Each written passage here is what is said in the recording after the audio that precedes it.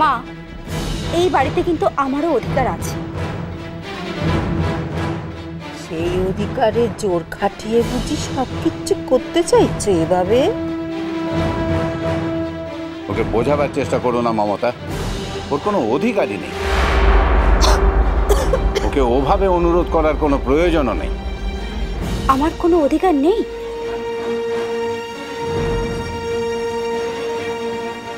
আপনারা তো জমি বিষয়ে অনেক কিছু জানেন। এই বাড়ি আমার বাবার, আমি এখনো জীবিত, ওর কোনো অধিকার আছে?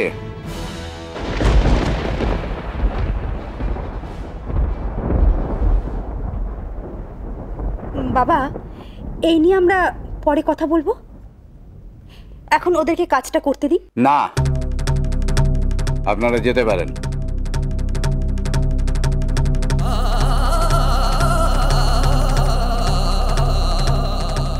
বড় বৌমা, দেবেশ এলে ওকে আমার সঙ্গে কথা বলতে বলবে। বাবা, আমি কিছু বলতে পারবো না, দরকার হলে আপনি ওকে ডেকে দেবেন।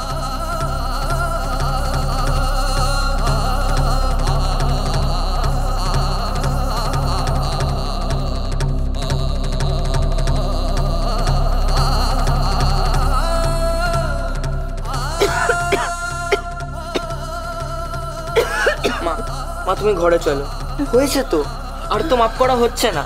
তুমি চলো চলো।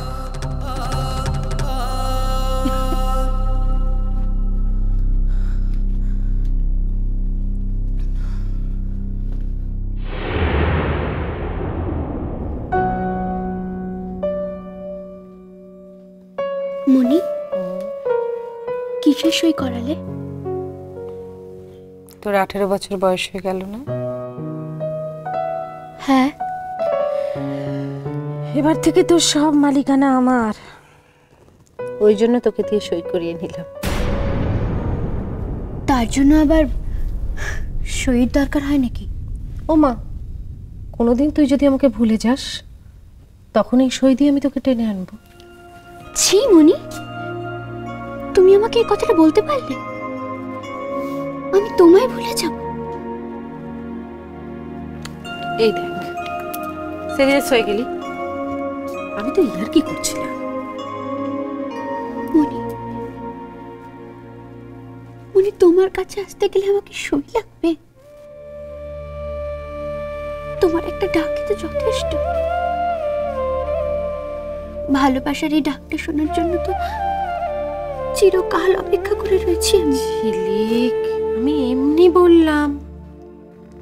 আমি জানি তো তুই আমাকে ছেড়ে কোনোদিন কোথাও যাবি না। আর যে ফর্মটাই আমি তোকে সই করালাম ওটা একটা ব্যাংক অ্যাকাউন্টের ফর্ম। তোর 18 বছর বয়স হয়ে যাচ্ছে, আমি তোর নামে একটা জয়েন্ট অ্যাকাউন্ট খুললাম। অ্যাকাউন্ট? এসবের আবার কি দরকার ছিল মনি? দরকার ছিল, এত টাকা পয়সা আমি সিন্ধুকে রাখার ঠিক ভরসা পাচ্ছি না। এবার সবকিছু অ্যাকাউন্টেই রাখবো, আর তোর যখন যা প্রয়োজন হবে তুই ইচ্ছে মতো তুলে খরচা করতে পারবি। সেটা তুমি আমাকে আগে বললেই পারতে। সব কথা সব সময় বলা উচিত না, সময় হলে সেটা বলা উচিত। এটা এখন থেকে তোমায় বুঝতে হবে।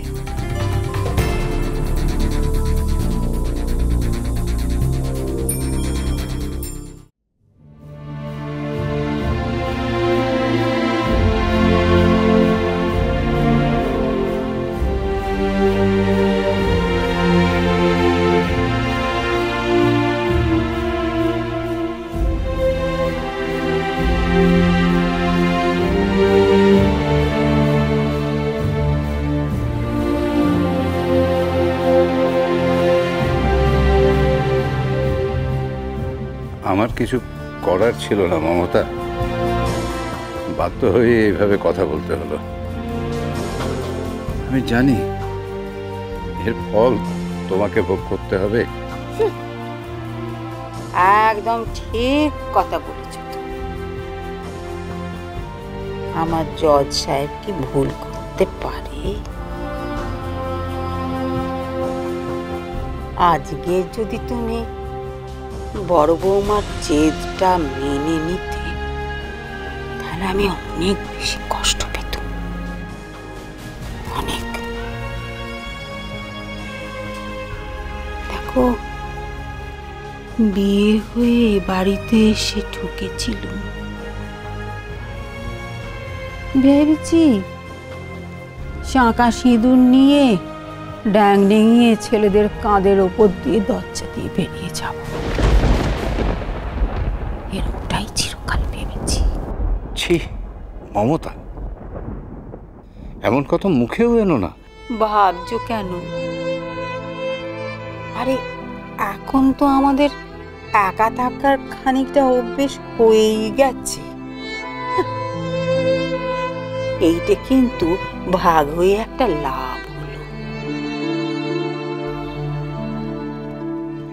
কিন্তু এই বাড়ি বিক্রি হবে না,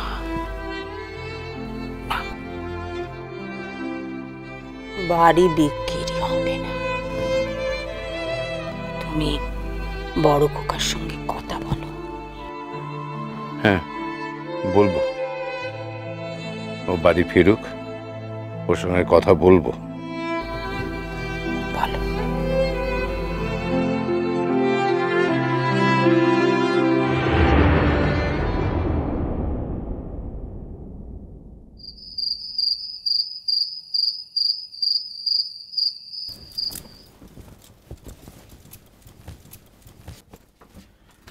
তোমার ধৈর্যের এত অভাব কেন বলো তো?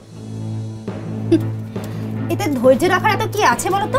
কাজটা যখন করতেই হবে। আমি তো তোমাকে বলেছিলাম যে বাবার সঙ্গে আমি কথা বলবো। বলবো বলবো বলতে কতটা সময় কাটিয়েই দিলে গো। এত তাড়াতাড়ি পারবো না, সময় দিতে হবে আমাকে, আরো সময় চাই। নাও না সময়, কে বারণ করেছে? কিন্তু আমার তো এদিকে কাজটা এগিয়ে রাখতে যা অসুবিধা বোঝো না তাই নিয়ে কথা বলো না বিদিশা। মনে রাখো, বাড়িটা কিন্তু এখনো বাবার নামে রয়েছে। বাবার অনুমতি ছাড়া তুমি এ কাজ করতে পারো না। কোন আক্কেলে তুমি জমি মাপার লোককে নিয়ে এলে? তুমি জানো কখন জমি মাপা হয়? বাড়িটা বিক্রির সময়। বাবা কি ভাবলেন বলো তো আমাদের সম্পর্কে? ভাবলেন বাড়িটা বিক্রির জন্য আমরা উঠে পড়ে লেগেছি? লেগেছেই তো। আর তাছাড়া তোমাকে তো আমি বলেছি এই মাসের মধ্যে। হবে না, হবে না, পারবো না। আমি বাবার সঙ্গে এই নিয়ে কোনো কথা বলতে পারবো না। বলো না, আমি কথা বলে নেব। বিদিশা, আমি কিন্তু তোমাকে সাবধান করছি, তুমি আর কারোর সঙ্গে কোনো কথা বলবে না। যা করার করেছো, আর কিচ্ছু করার চেষ্টা করবে না তুমি। এই আমি কি করেছি গো? হ্যাঁ কি করেছি? আর তাছাড়া তুমি বাড়িতে আসতে না আসতে কে কথাগুলো লাগিয়েছে শুনি? ঠিক তোমার মা, তাই না? বিদিশা,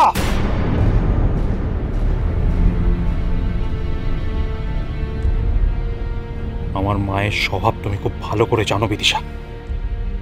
উনি আমার মা, অন্য কারো মায়ের মতন কান ভাঙানো স্বভাব ওনার নয়। ও, তুমি এসে গেছো? দাদু তোমাকে ডাকছে।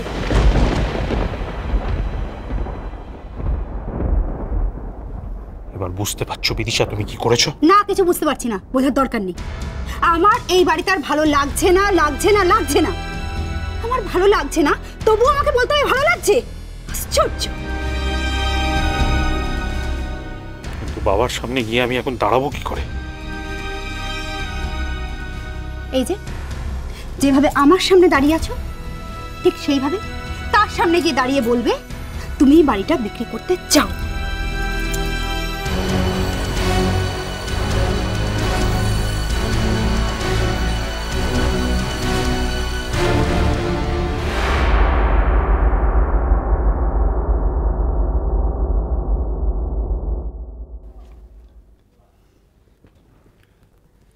জেঠু না সত্যি পারেও বটে। আরে ফুলকি, তোর জেঠুর কানে এই কথাগুলো কে তুলেছে জানিস তুই?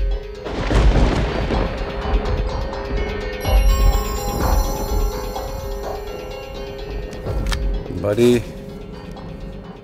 বিক্রি করতে আমি রাজি নই। বাড়ি ভাগ করতে আমি মত দিয়েছি এই কারণেই যে তাও সবাই অন্তত এক জায়গাতেই থাকতে পারবো। কিন্তু বাড়ি বিক্রি না, কখনো নয়। তোমায় ছাড়া ঘুম আসে